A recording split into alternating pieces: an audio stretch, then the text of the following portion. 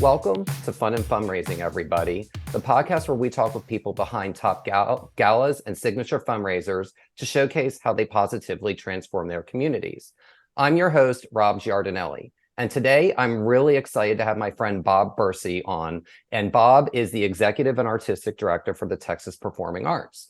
So one thing I thought would be interesting is fundraising can be fun in a lot of different ways. And I thought that talking with someone as well-versed on fundraising as Bob from a slightly different realm of fun, which is obviously through the Texas Performing Arts, which is one of the top non-performing arts performing arts venues in Texas. To have him on as a guest to talk about fundraising in terms of ticket sales and in terms of creating interesting programs that are going to create engagement to create a loyal following and a devoted audience year round. So with that, Bob, welcome. And I'm really excited to have you on as a guest today. Hi, Rob. Thanks for having me. It's great to be with you. Absolutely. So, let's talk a little bit about the Texas Performing Arts and what the mission of the organization is. Absolutely. So by way of background, Texas Performing Arts is the performing arts center at the University of Texas at Austin. A lot of people know us for Bass Concert Hall, which is our big 3,000-seat theater. We also program a smaller space called the McCullough Theater and other venues on the UT campus and throughout the city of Austin. We take our programming beyond campus as well. And the mission of our organization is to create, present, and connect people with live performance. So that means making new art, creating a great place to see a show, and then also giving folks, students in particular of all ages, an opportunity to go beyond the performance and connect more deeply with art and artists. That's really interesting. That's a great, we'll definitely talk a little bit about, how you put on, because your schedules that you always put on every year are always very interesting and do what you say. And they give a bunch of different viewpoints. But before we do that, I wanted to dive a little bit more about you and kind of what makes you, so passionate about this organization, that you are, really devoting your life and professional energy to. Yes, these jobs are big, big commitments. You sort of live and breathe the making and running of these large institutions like Texas Performing Arts is. And what makes me so passionate about our organization and the work that we do is the incredible range of experiences that we create for people. There really is something for everyone in our programming, from Broadway to concerts and comedy to experimental or contemporary performance. And I think it's really rare to have organizations and spaces in civic life right now where truly everyone can find a way to engage. And that's something that we offer. That's really, that's a really good point. And I'm glad you brought up the range and, the range of performances and the diversity of the performances, because I think one of the reasons that you all are able to do that so well is that you have a diverse board. And it's not just necessarily people in your own backyard in Austin, but you've also got people, throughout the state of Texas. And you've also got, people from beyond the state of Texas that are, serve on the board. And how do you think, can you share a little bit about how you think that helped strengthen your organization, in terms of programming and in terms of content and just in terms of the overall outreach that you're able to do? Right.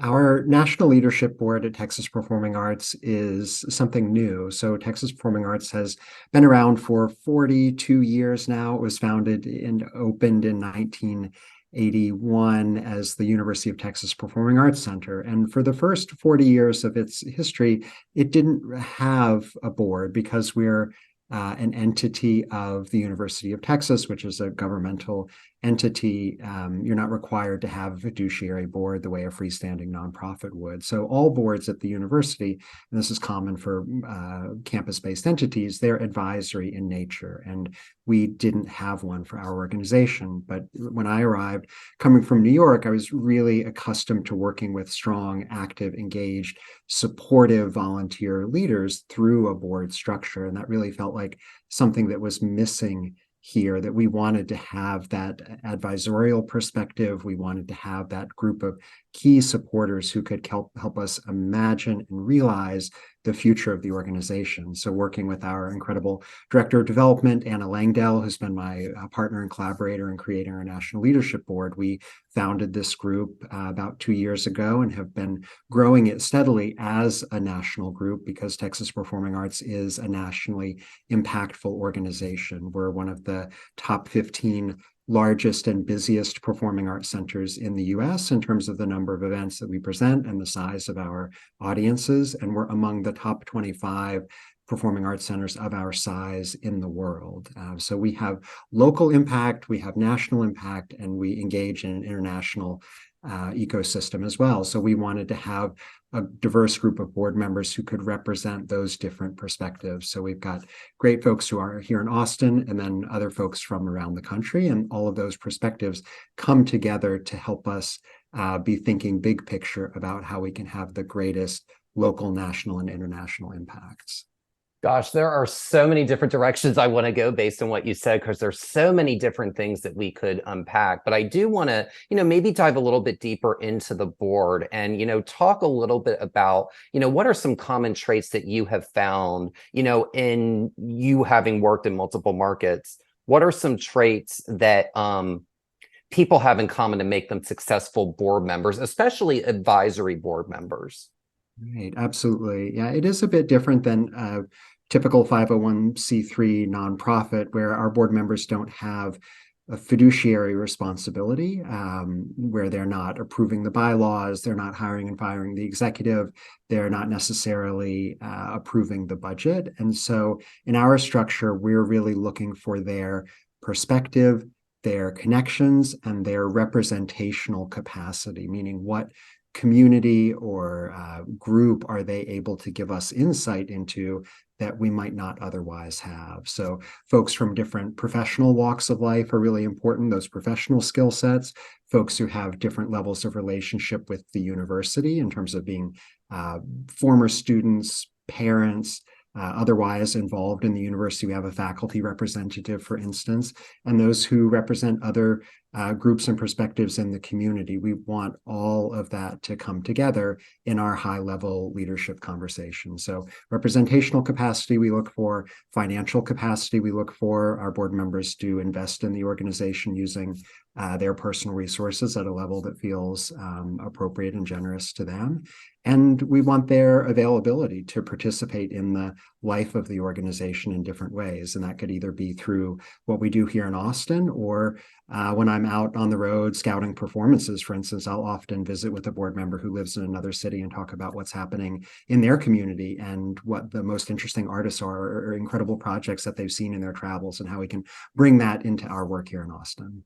That's really terrific. And I love how how you really explained, kind of how an advisory board member works. And there was really two things that really stuck out to me, and you kind of touched upon them, that advisory board members are a little different in that, like you said, they have not the fiduciary responsibility, but the two words that came up as you were describing, what those folks do is they're really ambassadors on one hand, and they're really advocates for the organization on the other hand, because it's, you talked about, obviously they're going to help liaise connections to get more donations for the organization, but they also may, have more human capital in that they may be really well served or well versed in a certain genre of the art world that the TPA may want to be involved with, that could help open up different programming. So it's not necessarily that ambassadors are necessarily 1,000% tied to money, but there is also that element that they're going to be able to bring human capital resources, talent, or whatever those things are, into the organization to help round out your programs. That's right. Yeah, we look for that kind of thought leadership and perspective, bearing in mind that we are a public organization. And in theory, all nonprofits are public organizations, but for us, it's really, really true because we're a component of the University of Texas, which is an entity of the state of Texas. We're the flagship university for the state. And so we need to serve the state's population in every way that we possibly can. And so we value the input of the community in order to understand what that is and to be able to fulfill that mission. That sounds really good. And, I want to talk a little bit more about different cities because, and I think I had mentioned this earlier, you moved from New York in the last few years and someone who's moved, I believe you moved in 2019. You've kind of gone through a lot in the last in the last 4 years, just given, how many things have gone on in the world with COVID and everything. What advice would you give? And I think this is a really good question for someone who kind of had to start, stop, and then start again.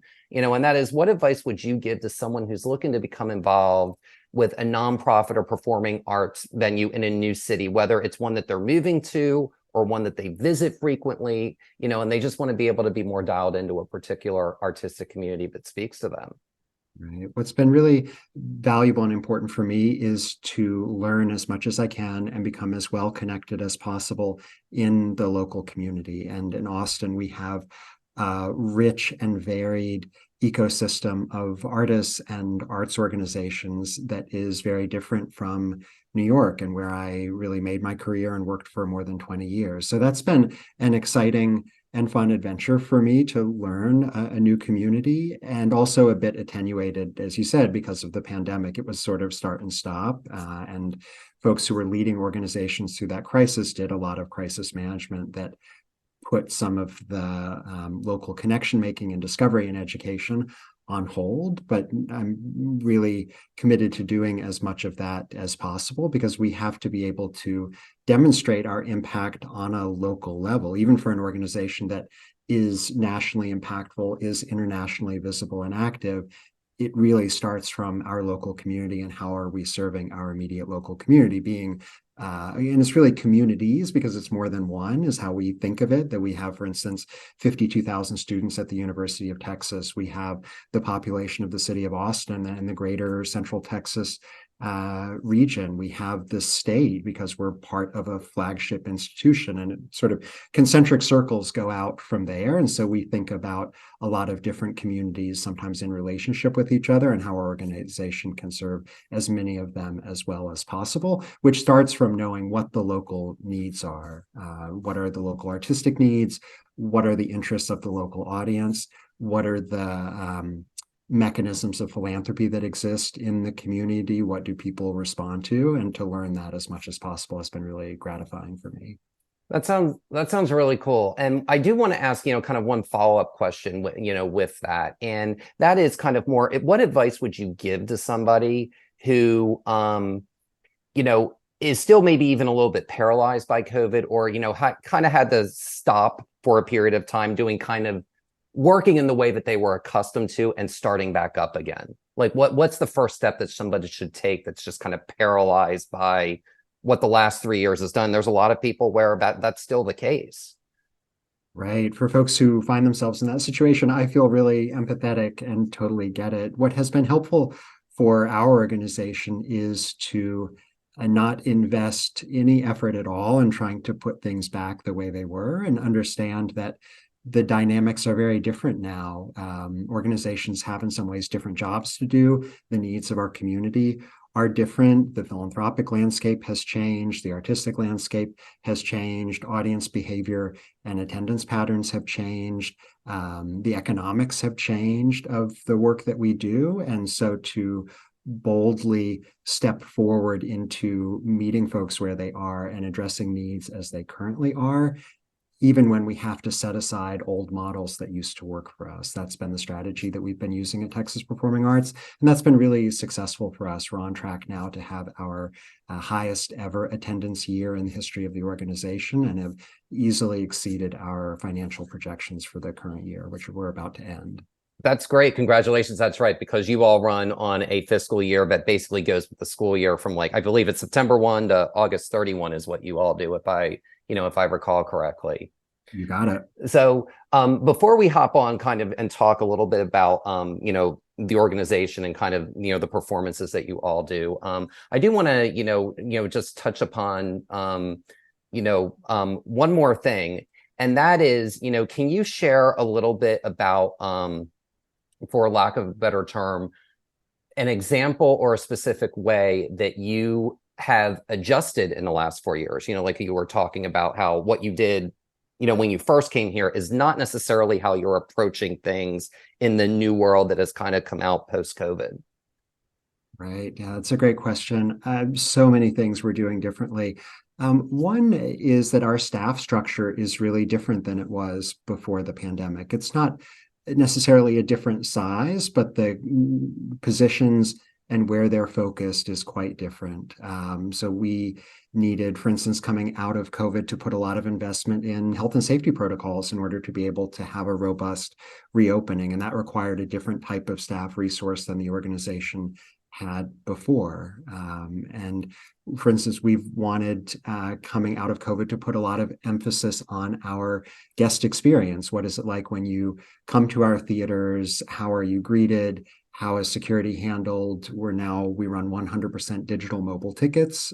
So all of the days of printed paper tickets are gone. And that requires staff members with a different type of expertise, and in some cases, a different staff structure than we had prior to the pandemic. So that's been one of the biggest priorities for me, is getting the right structure of our organization and then the right people filling those positions to help us work in these new ways.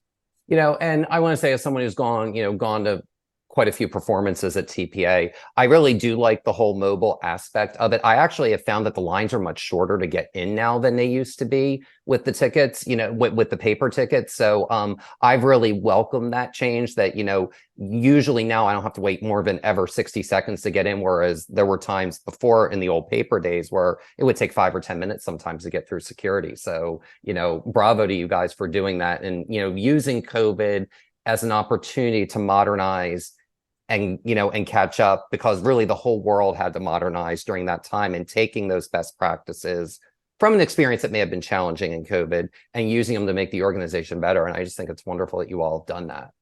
Yeah, thank you. I'm really glad to hear that's been your experience. That's great. And it's all kudos to our staff who have made that happen. And pandemic, of course, was horrible for our country and for our state and for our industry, but where we could, tried to make lemonade out of lemons. So as another example, we did a pretty substantial renovation within Bass Concert Hall when it became apparent that we were going to be closed for such a long time. And it allowed us to do a more thoughtful and more extensive renovation than we would have otherwise been able to under normal circumstances. So wherever we could try to squeeze a win out of the situation, we really went after it hard. So you got the most out of every runway that you could possibly make, or every square inch of that stage. You were able to just, stretch those resources further. And that, that's fantastic. And that, I think that's a good segue into, what you all do. And that really is, you all really do have such an impressive array and mix of performances, and you can see plays, you can see concerts, you can see one person shows. I mean, you can really see all these wonderful different things that, really attracts a diverse audience. How do you think that mix helps with ticket sales, but two, how do you think it helps create a devoted following? Yeah, you're really right on that. To me, that is the most interesting part of our organization. There are not many others in the country that present the same breadth and depth and range of programming that we do, from a big, very successful Broadway series to concerts, comedy, family attractions, to up and coming artists who you maybe haven't heard of before, but who we think and often are going to turn out to be major stars in a few years, to partnership projects with local organizations here in the community, things that are experimental or contemporary.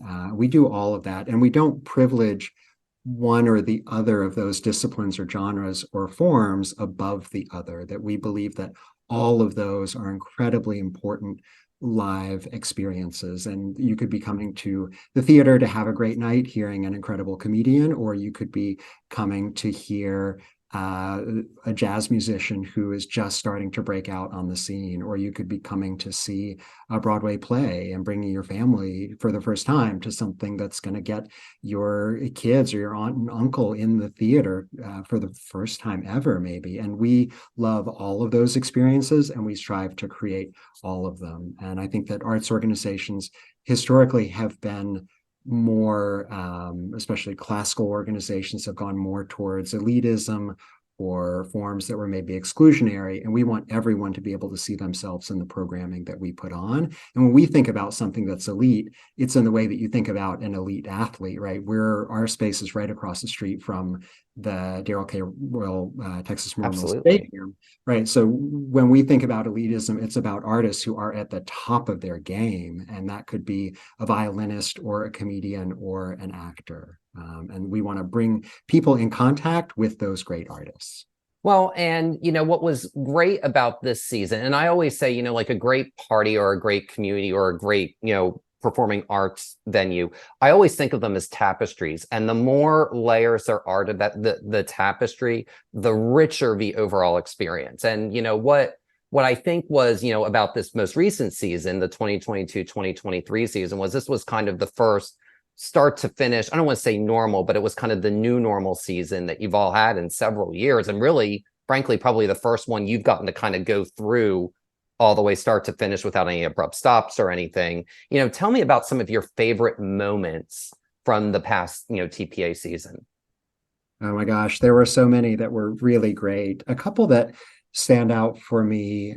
We opened our Broadway season this year with Hadestown, which is just a spectacular musical that was created over many years based on a kind of concept album of folk songs and turned up into a extraordinary Tony Award-winning production. And it was something that our audiences were really hungry to see. The first time that we tried to bring it, it got canceled by COVID. And so we rescheduled it into the slot to open this past season and completely sold out. It was one of the show's highest grossing engagements in the country. And this is coming about a year and a half into their tour. So they played a lot of other markets already. And it was great to see so many students, especially high school students, college students, who really connected with the message, very hopeful message of this show. It's based on Greek mythology. So it's both smart and musically exciting. And it was just a great way to start the season that folks loved.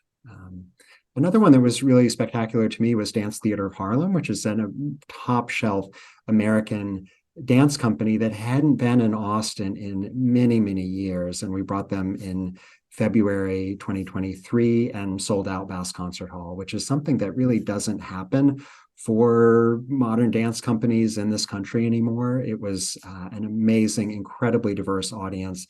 The dancers performed so beautifully, and it really showed that Austin is an arts town and that folks will come out to appreciate and engage with these extraordinary live performances. So that one was especially great for me to see. And we did a school performance too that was also completely full. Students came from as far away as San Antonio to see wow. full-time performance of Dance Theater of Harlem. So that to me is kind of what the flagship institution should be doing in the state. And then we also loved having a comedian like Jerry Seinfeld did 2 sold-out performances. As someone who grew up kind of watching the show, to see him Absolutely. the first time was really special. And that kind of gives you a sense of the range of what we do, and that audiences were probably, there were some folks who maybe saw all of those, and there were many people who were only interested in one of them. And we love that because we want to have something for everyone in that way.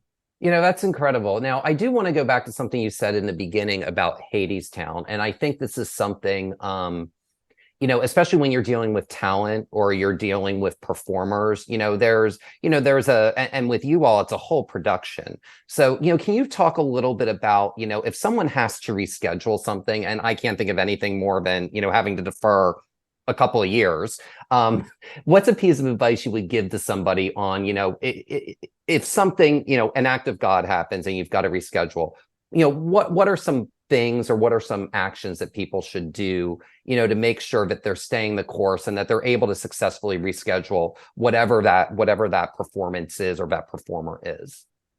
Yeah, that's something we've had a lot of experience with over the past few years, much more so than I've ever gotten earlier in my career, thanks to the pandemic. The strategies that have worked well for us are to communicate early and often with our audience about what's happening. If we think there is a danger that something is going to be canceled or postponed, to be as upfront about that as possible. And then to make sure that both the artist and the audience are taken care of, depending on what the nature of the cancellation is. There's been a lot of discussion in the field of arts administration about how to do both of those things and the way our contracts are written and what our standard business practices are around cancellation and rescheduling. And so, for instance, for Texas Performing Arts, every engagement that was planned prior to the pandemic, we have eventually made good on. And in some cases, it has taken several years for our availability and a particular artist's availability to align again, so we could bring them. The very last one of those is coming up this September. It's the last COVID-caused cancellation and rescheduling of an artist that we had previously committed to presenting, and that's 2.5, 3 years on. And then we make a judgment call if an artist does need to cancel. If it's within the relatively near term, we'll reschedule it and make those tickets that an audience member has valid for the future performance. If it's very far into the future, we often will say we think it's a more customer-friendly policy to just cancel the engagement, refund everyone's money, and then when we get the new date sorted out, however far into the future it is, invite folks to come back and get their tickets again. And it's interesting. And over the last few years, there's definitely been both. And I think like the beginning of 2022, like when everyone thought Omicron was over and it happened and everyone would push stuff back a week or 2 weeks. And some people would push stuff back a month. I mean, it was a really, interesting time. And, you had touched upon that your final COVID reschedule is happening. So why don't you talk a little bit about that and what some of the other things that are going to be happening at TPA in the upcoming 2023-2024 season are going to be? We're excited. We have a really incredible season coming up. Our Broadway and Austin season for 23-24 has exceeded our goal for subscriptions by a wide margin. We're opening with Six, which is another Tony Award-winning new musical coming out of New York on its first national tour. In total, we have 8 Broadway productions coming to Austin. 6 of them are new, have never been to Austin before, and then we have 2 returning favorites, which are Wicked and Book of Mormon. And for a show like Wicked, we're going to bring it in for 3 weeks. It hasn't been in Austin since 2012, I believe, was the last engagement. So where there are situations like that, where we have artists who should be in Austin, they haven't been here for a while, we really want to be the organization that solves that and gets them coming back regularly. So some other examples coming up this season are Yo-Yo Ma, the incredible cellist, hasn't been in Austin in many years, and the Alvin Ailey Dance Company, another huge name. They tour nationally, internationally, and haven't been in Austin since TPA presented them last in 2009. So Austin now is the 10th largest city in the country. We want to make sure that we are part of the touring plans of the leading artists and productions in the world. And then we also have some really interesting contemporary, experimental, and new artists coming up. So someone like Samara Joy, who's an extraordinary jazz singer. She won the Grammy at just 23 years old for Best New Artist, as well as a Grammy for Best Jazz Vocal Album. She's coming and making her headlining Austin debut with us in December.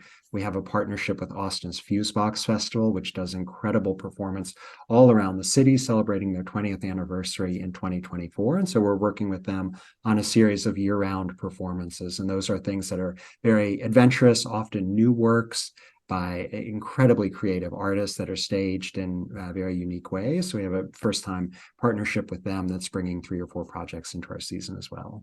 That's incredible. And, what I really like is, you especially talked about, you've kind of got the familiar in Wicked and Book of Mormon, and then you've got the new. Talk a little bit about, and I know the last 3 years, it's been very difficult in terms of kind of doing a full kind of storyboard of, what you want to do in selecting specific productions for each season. What is TPA's process? And, I'm going to select these things, in addition to, that these folks haven't been here in a while. What is perhaps something that, for maybe a newer work, what is the organization selection process on picking and selecting something? Right. Some of the things that I think about are, what are our audiences going to love? What needs to be seen in our community? Whose stories are represented on our stages? and where are the blank spots? I'm really interested in seeing, because we do have large organizational scale and capacity to really move the needle in our community. Where are there gaps, right? That's something that another organization maybe isn't doing or no one is focused on, where we could really make an impact on one of the communities that we're trying to serve. So I think a lot about that. And then also what's new? What are the emerging trends and most exciting developments in the field of arts and culture? What's happening in LA? What's happening in New York? What's happening in London? What's the most interesting project from the Edinburgh Fringe Festival this year, and some of the other international festivals? And how can we get them here to Austin and introduce our audiences, our students, our communities to those artists and their practices? And also, what's going to be a great time in the theater? What's going to give people an opportunity to laugh and experience joy and do something with their family? Those are all the questions that we ask. And I've got to say, as someone who's been fortunate enough to go to many things over the years, I've never had a bad time at TPA. And in fact, the most recent thing I went to was the Gladys Knight, Patti LaBelle concert on Juneteenth. And when Patti LaBelle made an unexpected entrance, we were like on the aisle, like 2 rows behind where she entered. And she came in mid-song. It's probably one of the coolest concert things that's ever happened to me. And I was like filming, like I literally just put my phone up to like, film the stage. And literally my husband like pulls my shirt and I'm like, what? He's like, turn around. And I'm like, she's like literally walking right by us. So, what's so fun about an organization like yours and a space like that, that's not a stadium, but, accommodates a couple thousand people, is it allows for those types of moments to happen in really organic ways that really make for such fun things. Like I'll never forget that as long as I live, because it was just in a space that a space where there's a couple thousand people, where you're amongst many but it still feels intimate, really lends for those opportunities. So bravo to you guys for the 2022-2023 season and what you have upcoming. And before we go, I do want to end with one final question, and that is, you talked about you've got multiple venues. What's a piece of advice you would give to someone, who has a performing arts theater and they've got multiple theaters? What advice would you give from a programming perspective to them? We look for what the opportunities are to bring artists and audiences together. I think that our communities need arts organizations more than ever right now, as we are coming out of the pandemic and we live in a time of turmoil in some ways, and the arts are a real antidote to that. How do we bring people together? How do we create joy? How do we educate, entertain, foster new understanding, expand people's horizons? We're looking for the projects that can do that, the projects, the great artists, the incredible productions who can speak to people in those ways. And then we figure out what the logistics are. What is the right theater to put it in? What's the right time to schedule it? How do we make it economically sustainable for us? But it starts from the core question of what can we do to serve our community in the best possible ways. That is the absolute perfect way to end, I think. What can you do to serve your community in the best possible ways? And TPA for many, many years has just done that so effectively and so well, and really represents the range of artistry and just the range of people. I never cease to be amazed every time I go into TPA, just the specter of humanity that walks into really any performance. And I just think it's wonderful what you all do to bring people together to really form and shape minds. And Bob, thank you again for joining us today. It was great to chat with you, Rob. Thank you so much. Thank you, Bob. And for more information on Texas Performing Arts, visit texasperformingarts.org. And that will do it for this episode of Fun and Fundraising. I'm your host, Rob Giardinelli, reminding you to keep it fun, keep it interesting, and your guests will have a great time. Have a great day, everyone, and take care.